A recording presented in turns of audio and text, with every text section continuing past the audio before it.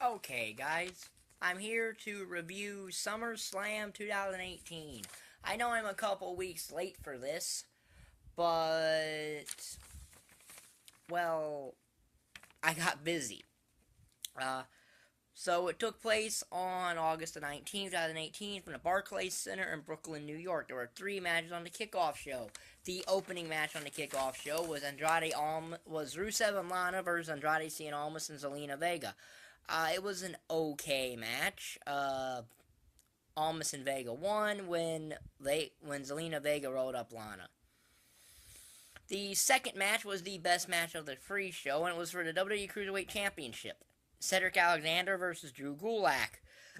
A really solid match here, actually, but in the end, Alexander won and retained the Cruiserweight Championship. His next defense is against Buddy Murphy at that Super Showdown show.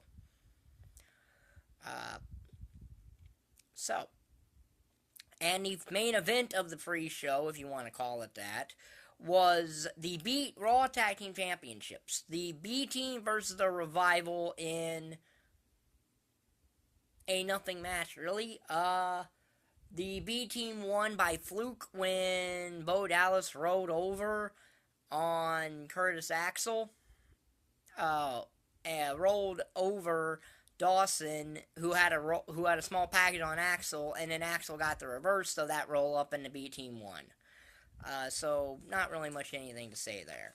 So on to the main show, and it kicked off with the main show kicked off with the WWE Intercontinental Championship match, Dolph Ziggler versus Seth Rollins.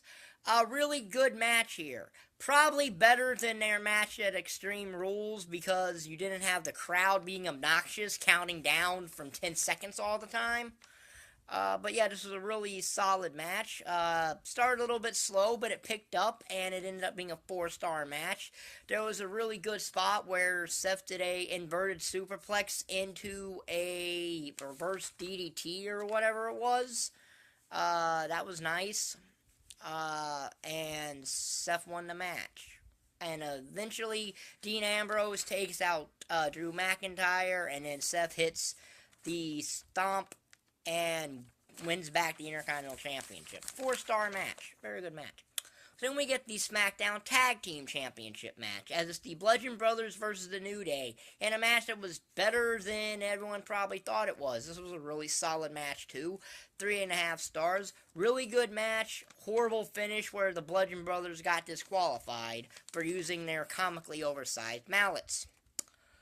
Of course, the New Day would actually win the tag team titles on SmackDown afterward, predominantly because Eric Rowan is injured, but there's that.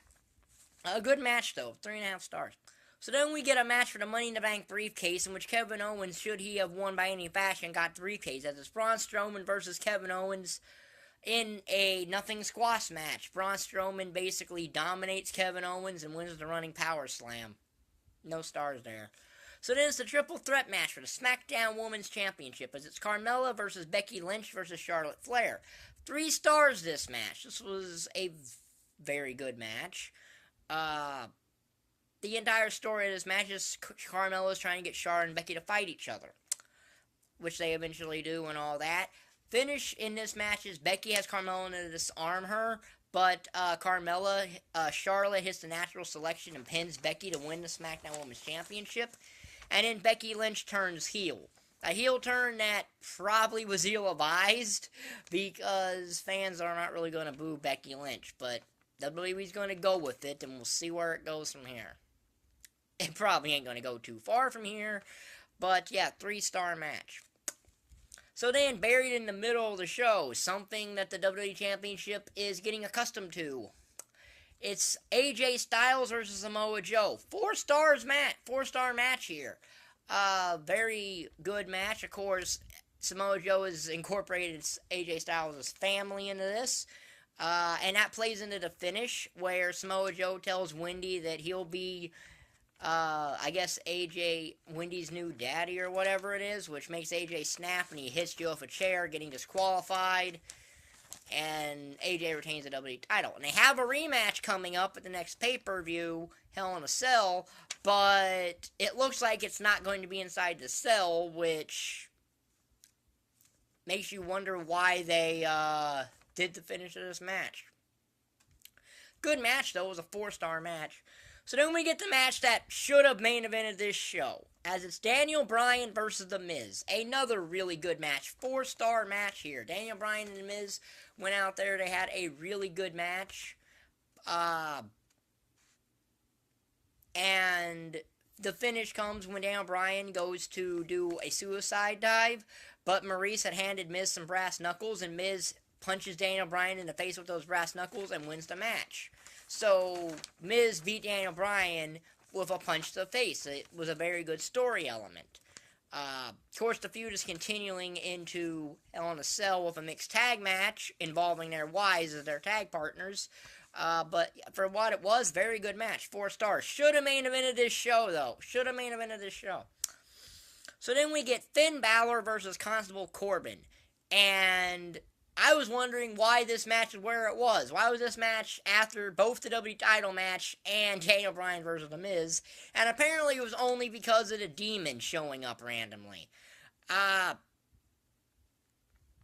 that's really what it was. It was a squash match with Demon Finn Balor beating Constable Corbin in a matter of 2 minutes with the coup de grace and no stars there. I think this was a waste of the Demon, but it was good to see the Demon again, even though I think that technically this was a waste of an appearance for him, but no stars.